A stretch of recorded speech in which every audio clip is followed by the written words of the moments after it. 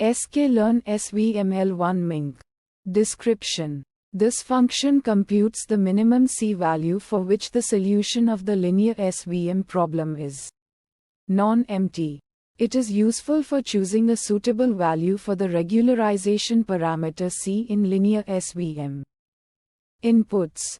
X the training data, where each row represents a data point and each column represents a feature. Y the target labels for the training data. Outputs. L1 Minc the minimum value of C for which the solution of the linear SVM problem is non-empty. Steps. Compute the dual coefficients for the SVM problem with a given C value.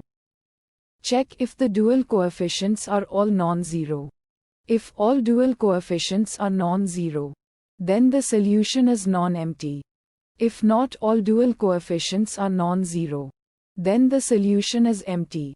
Increase the C value and repeat steps 1 to 4 until the solution is non-empty. The minimum C value for which the solution is non-empty is the L1 Minc. Metrics. None. Visualization plots. None. Fine-tune parameters. None.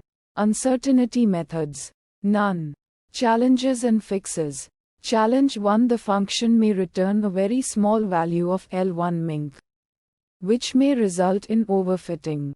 Sample use case that resulted in challenge 1 the training data is very noisy or has a high number of features compared to the number of data points. Fixes to challenge 1 try increasing the value of C manually or using a grid search to find a suitable value. Challenge 2 the function may take a long time to compute if the data is large.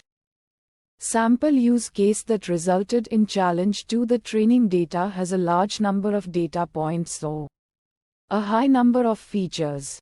Fixes to challenge 2 try using a smaller subset of the data or reducing the number of features.